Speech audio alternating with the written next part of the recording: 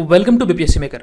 दोस्तों आज है 2 जुलाई 2021 और 2 जुलाई 2021 से बिहार करंट अफेयर्स और साथ ही राष्ट्रीय और अंतर्राष्ट्रीय घटनाओं सहित करंट अफेयर्स के जितने भी प्रश्न बनेंगे वो सभी मैं आपको यहाँ पर इस वीडियो में बताऊंगा। ये वीडियो आपके लिए बीपीएससी सहित Bihar SSC, Bihar SI, ESI, CDPO, Bihar police और वो तमाम परीक्षाएं जो खास करके बिहार में आयोजित होती है। अगर आप घर बैठे इन सभी परीक्षाओं की तैयारी में लगे हैं तो यहाँ से आप अपनी तैयारी को बेहतर कर सकते हैं। ये सारे वीडियो आपके लिए बहुत ही ज़्यादा उपयोगी है। मैं आपको बता दूं कि जनवरी से लेकर के अब तक करंट अफेयर्स के जितने भी वीडियो चैनल पर अपलोड हुए हैं सभी को प्लेलिस्ट में अरेंज किया गया है। आप वहाँ पर जाकर सारे वीडियो को एक एक करके देख सकते हैं, क्योंकि किसी भी कम्पिटेटिव एग्जाम के दृष्टिकोण से लगभग एक वर्ष के करंट अफेयर्स बहुत ही ज़्यादा उपयोगी होते हैं। तो इसी को ध्यान में रखते हुए ये सीरीज चला जा रहा है। यहाँ पर आप में रेगुलर देख सकते हैं। ये वीडियो रोजाना चैनल पे अपलोड होता है। और रही बात यहाँ पे पीडीएफ की, तो जनवरी, फरवरी, मार्च, अप्रैल और मई ये पांचों माह के करंट अफेयर्स का पीडीएफ का लिंक आपको इस वीडियो के डिस्क्रिप्शन में दिया गया है। आप वहां पर जाकर इसे डाउनलोड कर सकते हैं। अभी जून माह वाला अपडेट नहीं हुआ, ये जल्द अपडेट हो जाएगा, तो वो भी आप वहां से डाउनलोड कर पाएंगे। तो पिछले वीडियो मैंने आपसे प्रश्न पूछा था कि हाल ही में रेबिज मुक्त होने वाला भारत का पहला राज्य कौन बना है।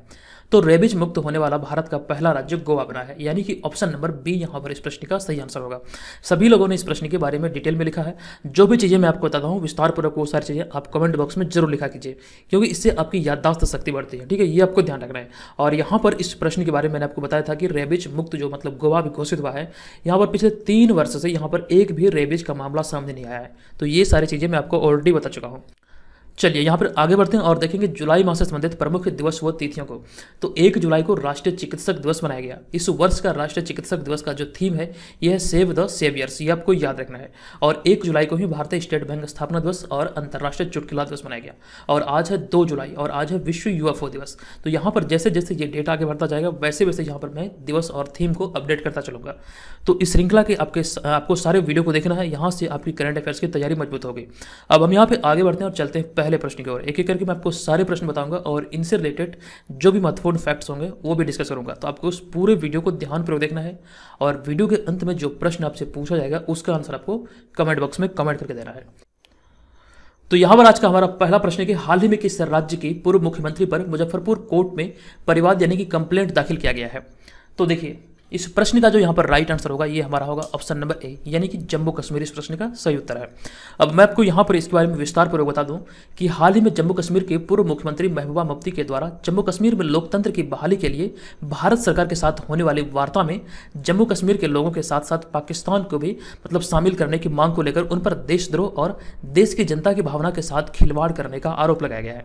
देखिए यहाँ पर मैं आपको बता दूं कि कुछ दिन पहले, अभी हाल ही का यह घटना है, कुछ दिन पहले यहाँ पर जम्मू कश्मीर में लोकतंत्र की बहाली को लेकर एक वार्ता का आयोजन किया गया था जिसमें कि नरेंद्र मोदी भी शामिल हुए थे। और इसी वार्ता में इन्होंने एक बयान दिया, महबूबा मुफ्ती जो कि जम्मू कश्मीर के पूर्व मुख्यमंत्री रह चुके हैं, इन्होंने बयान दिया था कि इस वार्ता में मतलब कि जम्मू कश्मीर के लोगों के साथ साथ पाकिस्तान के लोगों को भी, जो आधिकारिक लोग हैं उनको भी इसमें शामिल किया जाए। तो इसी वजह के कारण इन पर देशद्रोह और देश की जनता की भावना के साथ खिलवाड़ करने का आरोप लगाया गया है और इस पर मुजफ्फरपुर कोर्ट में मामला दर्ज कराया गया है। ये भी बात आप ध्यान रखिएगा। और यहाँ पे हमारा नेक्स्ट पॉइंट है, ये बहुत ही ज़्यादा इंपॉर्टेंट है। ये पॉइंट है कि जम्मू और कश्मीर 5 अगस्त 2019 तक भारत का एक राज्य था, जिसे द्विभाजित कर जम्मू और कश्मीर एवं लद्दाख नामक 2 केंद्र शासित प्रदेश के रूप में स्थापित किया गया है। ये डेट आप याद रखेंगे, ठीक है। 5 अगस्त 2019 तक ये भारत का एक राज्य हुआ करता था, लेकिन इसे द्विभाजित कर दिया गया, जम्मू कश्मीर और लद्दाख को अलग कर दिया गया और दोनों मतलब केंद्र शासित प्रदेश का दर्जा दिया गया है। तो ये आपको ध्यान रखना है, ठीक है। तो ऑप्शन नंबर ए यहाँ पर हमारा इस प्रश्न का राइट आंसर होगा। ये महबूबा मुफ्ती पर अभी मुजफ्फरपुर में ये मामला दर्ज कराया गया है। तो इतनी सारी जानकारी यहाँ से आपको याद रखना है, मुजफ्फरपुर कोर्ट में। उसके बाद यहाँ पे बढ़ते हैं अगले प्रश्न पे। हमारा दूसरा प्रश्न है कि हाल ही में नीतीश सरकार के किस मंत्री ने अपने पद से इस्तीफा देने की घोषणा कर दी है। तो ये भी प्रश्न अच्छा प्रश्न है और इस प्रश्न का राइट आंसर होगा हमारा ऑप्शन नंबर सी, यानी कि मदन साहनी इस प्रश्न का सही उत्तर होगा। अब यहाँ पर मैं आपको इसके बारे में बता दूं कि हाल ही में बिहार में नीतीश सरकार के समाज कल्याण मंत्री मदन साहनी ने हाल ही में इस्तीफे की घोषणा कर दी है। आप जो यहाँ पर इस इमेज में देख रहे हैं यही है मदन साहनी, ये बिहार में समाज कल्याण मंत्री थे। अब यहाँ पर ये वजह क्या थी जो इन्होंने मतलब इस पद से इस्तीफा की घोषणा की है। तो उन्होंने नौकरशाही से नाराजगी जाहिर करते हुए यह आरोप लगाया कि उन्हें अच्छा घर और अच्छी गाड़ी नहीं मिला है, जिससे वो लोगों की सेवा नहीं कर पा रहे हैं। तो ऐसे में पद पर बने रहने का कोई मतलब नहीं है, ये उन्हीं का कथन है और इसी को ध्यान रखते हुए उन्होंने मदन साहनी ने अपने पद से इस्तीफा देने की घोषणा की है। तो ये आपको ध्यान रखना, ऑप्शन नंबर सी यहाँ पर इस प्रश्न का सही उत्तर है। अब यहाँ पे हम बढ़ते हैं अगले प्रश्न पे। हमारा तीसरा प्रश्न है, ये भी अच्छा प्रश्न है। ये प्रश्न हाल ही में पैन इंडिया और लोक सर्किल की ओर से किए गए सर्वे के अनुसार कोरोना की दूसरी लहर से निपटने के मामले में बिहार किस पायदान पर है। तो यहाँ पर देखिए आपको ध्यान रखना, ये कोरोना से दूसरी लहर के बारे में कहा जा रहा है। कोरोना की दूसरी लहर से निपटने के मामले में बिहार इस मतलब सूची में किस पायदान पर है। तो देखिए यहाँ पर इस प्रश्न का जो राइट आंसर होगा ये होगा हमारा ऑप्शन नंबर डी, यानी कि ये सबसे अंतिम स्थान पर है। अब यहाँ पर इसके बारे में विस्तार पूर्वक जानते हैं कि पेन इंडिया और लोक सर्किल की ओर से किए गए सर्वे के अनुसार कोरोना की दूसरी लहर में निपटने के मामले में बिहार इस सूची में दिल्ली और पश्चिम बंगाल के साथ सबसे निचले पायदान पर है। यानी कि यहाँ पर आपको ध्यान रखना है कि सबसे निचले पायदान पर दिल्ली, पश्चिम बंगाल और अपना बिहार, ये तीनों राज्य सबसे निचले पायदान पर है।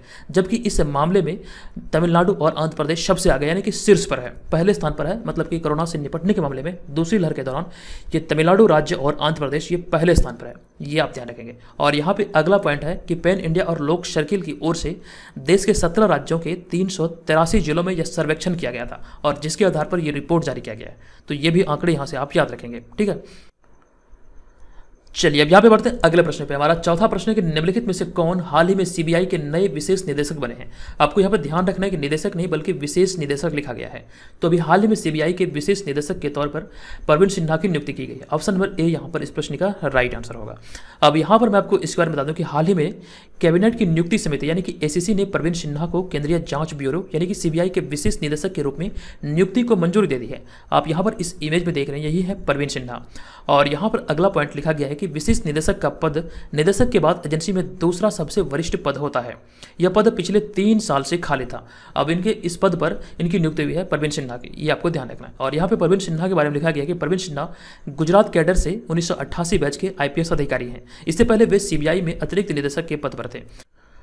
चलिए अब यहाँ पे बढ़ते हैं अगले प्रश्न पे। हमारा 5वां प्रश्न है कि हाल ही में anomalies in law and justice, anomalies in law and justice पुस्तक का विमोचन किया गया है। इसके लेखक कौन है? तो इस पुस्तक के लेखक हैं आर.वी. रविंद्रन, यानी कि ऑप्शन नंबर सी यहाँ पर इस प्रश्न का सही उत्तर है।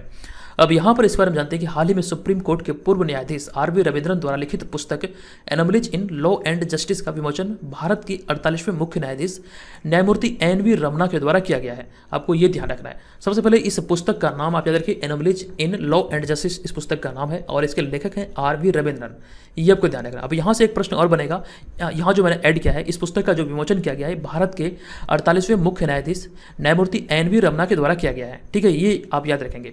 और इनके पहले मतलब इनसे पहले इस पद पर न्यायमूर्ति शरद अरविंद बोबड़े थे, जो कि भारत के 47वें मुख्य न्यायाधीश थे। तो यहाँ से भी प्रश्न बनता है, आपको प्रश्न पूछा जाएगा कि न्यायमूर्ति एन.वी. रमना भारत के कौन से मतलब के मुख्य न्यायाधीश हैं। तो आपको याद रखना है ये 48वें है, इनसे पहले जो 47वें थे ये शरद अरविंद बोबड़े साहब थे। तो इतनी सारी जानकारी यहाँ से आप याद रखिए। चलिए उसके बाद यहाँ पे बढ़ते हैं आगे, लेकिन दोस्तों उससे पहले मैं आपको बता दूं, अगर आपको वीडियो से हेल्प मिलती है तो प्लीज़ वीडियो को लाइक जरूर कर दीजिए। इस वीडियो का टारगेट मैं आपको दे रहा हूँ 600 लाइक का। अगर आपको वीडियो से हेल्प मिले, अगर आपको लगे कि वीडियो आपके लिए हेल्पफुल है तो प्लीज़ वीडियो को लाइक कीजिए। और चैनल पर पहली बार विजिट किए हैं, चैनल को भी जरूर सब्सक्राइब कर लीजिए, क्योंकि यहाँ पर आप देख सकते हैं इस तरह से मैं आपको चीज़ें प्रोवाइड कराता हूँ। ये आपके एग्जाम के दृष्टिकोण से बहुत ही ज़्यादा हेल्पफुल होने वाली है। तो आप हमें रोजाना फॉलो करें, यहाँ पर डेली वीडियो अपलोड होता है। आप यहाँ पर सारे वीडियो को देख के आप अपनी तैयारी को बेहतर कर सकते हैं, ठीक है। तो इसे ध्यान रखते हुए चैनल को सब्सक्राइब करें और वीडियो को लाइक जरूर करें। चलिए अब हम यहाँ पे बढ़ते हैं अगले प्रश्न पे। अगला प्रश्न हमारा है कि हाल ही में कौन महिला क्रिकेटर क्रिकेट के सभी प्रारूपों में डेब्यू करने वाली सबसे युवा भारतीय खिलाड़ी बनी है। ये मोस्ट इंपॉर्टेंट प्रश्न है और इस प्रश्न का जो राइट आंसर होगा ये होगा हमारा ऑप्शन नंबर सी, यानी कि शेफाली वर्मा। अब यहाँ पर आप जो इस इमेज में देख रहे हैं यही है शेफाली वर्मा।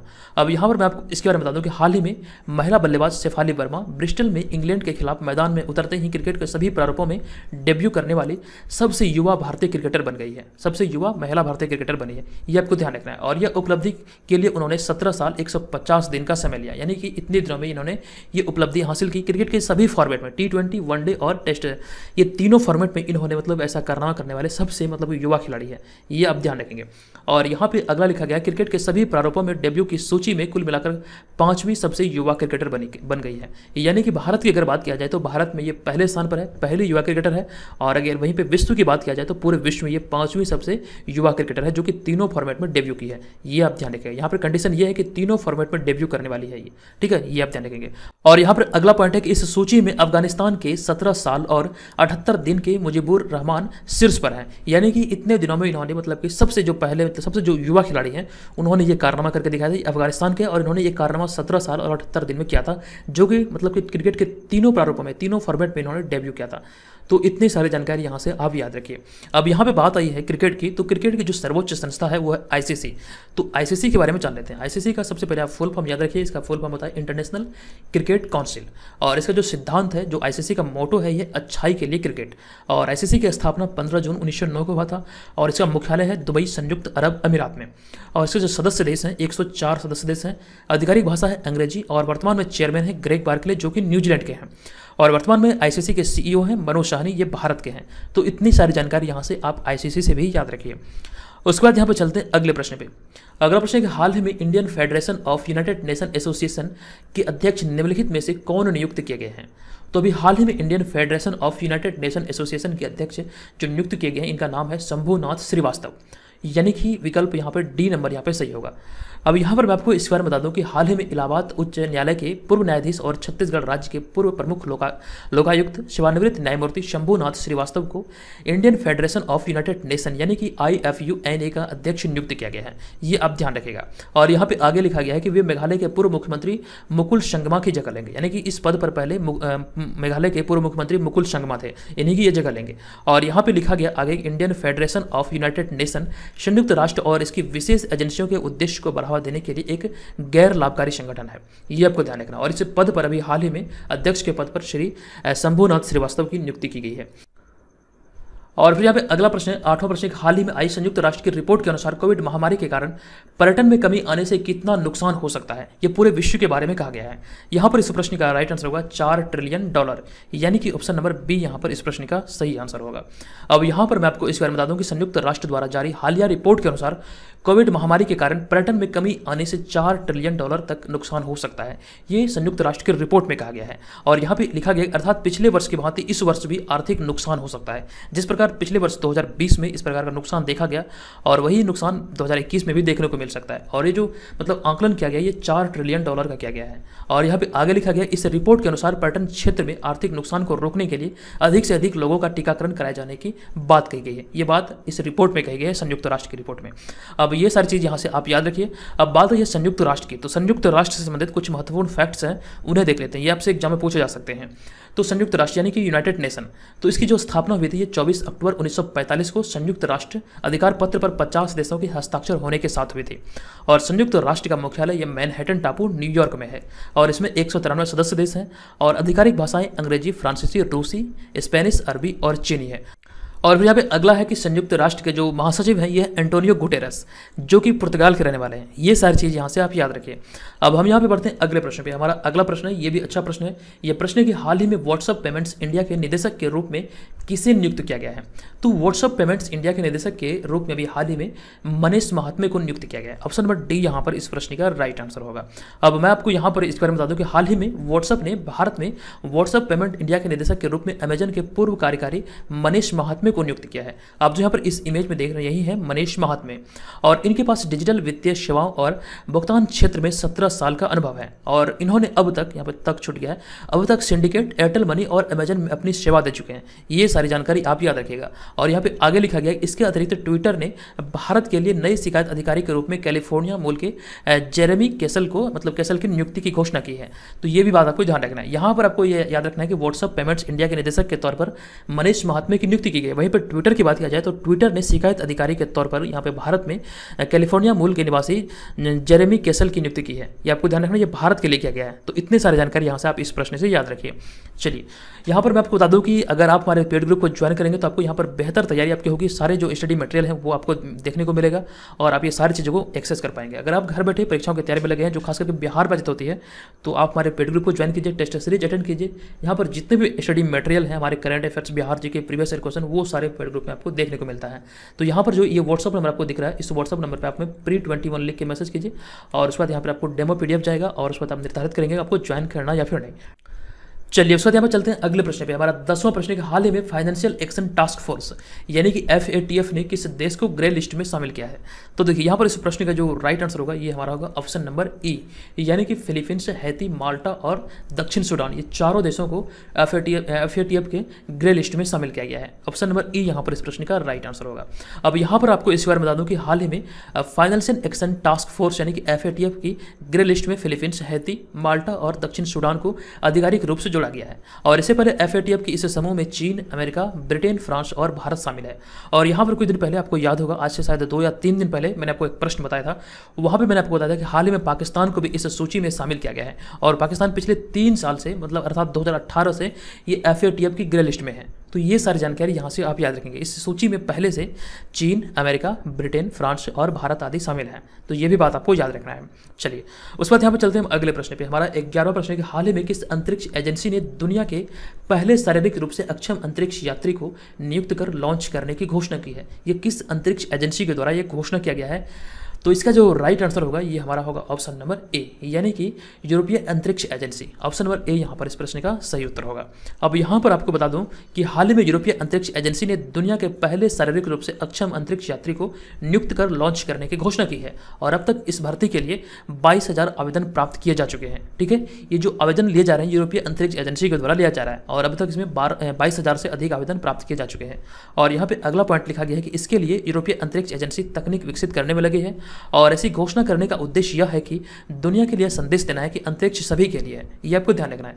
ऐसा करने का उद्देश्य यही है कि जो भी शारीरिक रूप से अक्षम लोग हैं उन लोगों को भी यहाँ पर मतलब कि नियुक्त कर लॉन्च किया जाएगा, मतलब अंतरिक्ष में भेजा जाएगा। तो ऐसा करने का जो उद्देश्य है ये सीधा सीधा इसका संदेश देना है कि मतलब कि अंतरिक्ष सभी के लिए है। तो ये सारी बात यहाँ से आप याद रखिए। इसका जो राइट आंसर होगा ये होगा हमारा ऑप्शन नंबर ए, यानी कि यूरोपीय अंतरिक्ष एजेंसी के द्वारा भी ये हाल ही में घोषणा किया गया है। और यहाँ पे हमारा अगला प्रश्न है 12वां प्रश्न कि हाल ही में डोप प्रतिबंध पाने वाली पहली महिला क्रिकेटर कौन बनी? मोस्ट इंपॉर्टेंट प्रश्न है ये, कभी भी आपसे किसी भी एग्जाम में पूछा जा सकता है। इस प्रश्न का राइट आंसर होगा अंशुला राव, यानी कि ऑप्शन नंबर सी यहाँ पर इस प्रश्न का सही उत्तर होगा। यहाँ पर इस बारे में जानते हैं कि हाल ही में मध्य प्रदेश की allrounder Anshula Rao dope test में फेल होने के बाद 4 साल का प्रतिबंध प्राप्त करने वाली पहली महिला क्रिकेटर बनी है। और इससे पहले उन्हें प्रतिबंधित एनाबॉलिक स्टेरॉयड 19 नॉरएंड्रोस्टेरोन का सेवन करने का भी दोषी मतलब पाया गया था। तो ये भी जानकारी यहाँ से आप याद रखें। यहाँ जो आप इस इमेज में देख रहे हैं यही है अंशुला राव, और इस पर मतलब पहली ऐसी महिला है जो कि मतलब डोप प्रतिबंध में मतलब इस पर सजा दिया गया है, मतलब 4 साल का प्रतिबंध इन पर लगाया गया है। तो ये सारी जानकारी यहाँ से आप याद रखेंगे। यहाँ से आपके प्रश्न ये भी पूछा जा सकते हैं कि कितने वर्ष का प्रतिबंध लगाया गया है? तो 4 वर्ष का प्रतिबंध लगाया गया है। अब हम बढ़ते हैं यहाँ पर आज के इस वीडियो के प्रश्न की ओर। आज के इस वीडियो का प्रश्न है कि बिहार के किस मंदिर की ओर से अयोध्या में संचालित राम रसोई को भारत सरकार के ट्रेडमार्क रजिस्ट्री विभाग ने अपना सर्टिफिकेट निर्गत किया है? अगर आपने कल वाले वीडियो को ध्यानपूर्वक देखा होगा तो इसका आंसर आपको याद होगा। इसका आंसर क्या है कृपया आप कमेंट बॉक्स में कमेंट करके बताइए, और आप चाहें तो इसके बारे में डिटेल में भी लिख सकते हैं। ठीक है, ये ध्यान रखिएगा। और दोस्तों अगर आप हमारे पेड ग्रुप को ज्वाइन करने के इच्छुक हैं तो इस व्हाट्सअप नंबर पर आपको pre21 लिख के मैसेज करना होगा। ध्यान रखिए आपको मैसेज करना बल्कि कॉल नहीं करना है। और यहाँ पर मैसेज करते वक्त आप लिखेंगे pre21, और जब ये आप मैसेज भेजेंगे तो उसके बाद आपको डेमो PDF मिलेगा। उसके बाद आप निर्धारित करेंगे आपको ज्वाइन करना या फिर नहीं। ऑलरेडी यहाँ पर लगभग 1100 मेंबर ज्वाइन कर चुके हैं, तो आप भी इस ग्रुप को ज्वाइन कर सकते हैं। ठीक है, तो दोस्तों आज के इस वीडियो में इतना ही। मिलेंगे नेक्स्ट वीडियो में, तब तक के लिए धन्यवाद। जय हिंद।